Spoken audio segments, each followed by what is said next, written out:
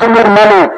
একটা voter ID সংশোধনের জন্য ওনাকে 7 মাস রাজুকের অফিসে আসতে হয়েছে। কেন কেন ওনার কি অপরাধ? 10 মিনিটের কাজ, আপনি একটা সংশোধন করে কাজটা করে যেতে পারেন, সব অনলাইন করা আছে, কিন্তু করবেন না। এখানে টাকা, শুধু ঘুষ, শুধু ঘুষ, শুধু ঘুষ। আমি আশরাফ কাউন্সিলর আশরাফকে বলতে চাই, আপনার শরীরের মধ্যে যে চর্বি জমেছে, আপনার পাশায় যে চর্বি জমেছে, আমরা তার জ্বলতে দিব না। গোপালগঞ্জের সেই গোপালীদের দূষণ হয়ে আপনি সেই আওয়ামী স্বৈরাচারদের দূষণ হয়ে এখানে নিয়োগ পেয়েছেন।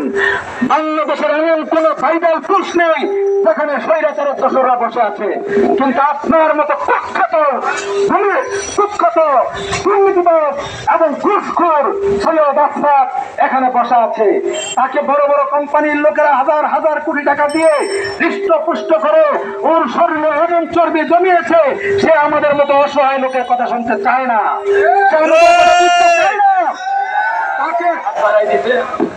আমি ওনাকে বলতে চাই, আপনার প্রতি আমাদের সম্মান আছে, আপনি একটি পোস্টে আছেন, আপনার প্রতি শ্রদ্ধা আছে, শ্রদ্ধা সম্মানের জায়গাটায় থাকতে চান। যদি সম্মানের জায়গায় না থাকতে চান, ঢাকা শহরের 2 লক্ষ খনির মালিক রাজপথে এমন কর্মসূচি দিবে, আপনাদের গতি ঠিক থাকবে না। এই রাজুক অফিসে ঢুকতে পারবেন না। আমরা রাজপথ অবরোধ করে দিনের পর দিন বসে থাকবো। তারপর আমরা এই অবৈধ, অনৈতিক এবং বৈষম্যমূলক 2022 সালের 5 আগস্টে যে গেজেট আপনারা রাতের অন্ধকারে প্রকাশ করেছেন, সেই গেজেট বাস্তবায়ন হতে দেব না, দেব না, দেব না। ভাই সাহেব, আপনারা কি ঐক্যবদ্ধ আছেন? ঐক্যবদ্ধ থেকে থাকেন। আপনারা এই আমাদের যে ল্যান্ড ওনার অ্যাসোসিয়েশনের সমন্বয়ে যারা আছে, ওনাদের সমস্ত দৃষ্টিভঙ্গি, ওনাদের কর্মসূচি ফলো করে আজকে যেমন সকাল 8টার সময় এই রাজপথে এসে বসে রয়েছেন, পরবর্তীতে যেই কর্মসূচি দিবে সেই কর্মসূচির সাথে আমরা ঐক্যমত পোষণ করছি।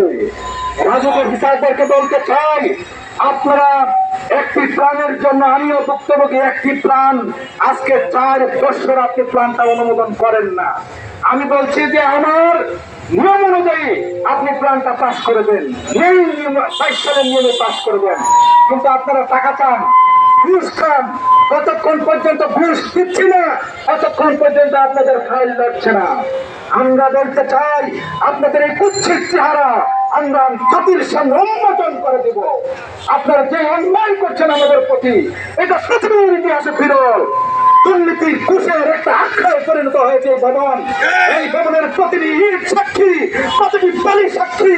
আমাদের মতো অসহায় জমির মালিকদেরকে আপনারা কিভাবে শোষণ করছেন, কিভাবে নির্যাতন করছেন, কিভাবে আমাদের রক্ত চুষে খাচ্ছেন। আমাদের রক্ত চুষে চুষে খেয়ে এক একজনে সাংবাদিক বিল্ডিং করছেন, গুলশানে বাড়ি করছেন, এক একজনে বসুন্ধরায় বাড়ি করছেন, মগবাজারে বাড়ি করছেন, বিএপি এলাকায় নাইট লিড করছেন, বিদেশে পাচার করছেন হাজার হাজার কোটি টাকা। আমি বিবেককে বলতে চাই, আপনারা ওই বিবেক অফিসাররা এখানে আসে, আমি প্রায়শই আসি, দেখে ওনারা আসে, টেবিলে টেবিলে বসে বসে বসে ওনাদের সাথে সমঝোতা করে আবার চলে যায়। আমি বিবেক অফিসারদেরকে বলতে চাই, এদের ফাইল তদন্ত করেন। এরা এত হাজার কোটি টাকা প্রত্যেকে মালিক হয়, ওরা রাষ্ট্রের ক্ষুদ্র একটা কর্মচারী, কেউ সেকেন্ড ক্লাস, কেউ থার্ড ক্লাস কর্মচারী হয়ে আজকে তারা এই হাজার কোটি টাকা কোথায় পায়? কালকে গত 3 দিন আগে পত্রিকায় রিপোর্ট এসেছে, একটা 3য় শ্রেণীর কর্মচারী 36 টাকার মালিক। এই টাকা সে পত্রিকা পেয়েছে, সাংবাদিক ভাইরা জিজ্ঞাসা করেন, তার তথ্য অনুসন্ধান করেন, আপনারাই বের করেছেন তার 36টা ফ্ল্যাট, সে টাকা কোথায় পেয়েছে? আর এই টাকা দিয়েছে আমাদের উপরে টাকা খেয়ে, ঘুষ খেয়ে আমাদের এই জমির মালিকদেরকে হয়রানি করছে। আমি আপনাদের কাছে বলতে চাই, আমরা এই অন্যায় মেনে নেব না। আমরা এই অন্যায়ের প্রতিবাদ করছি।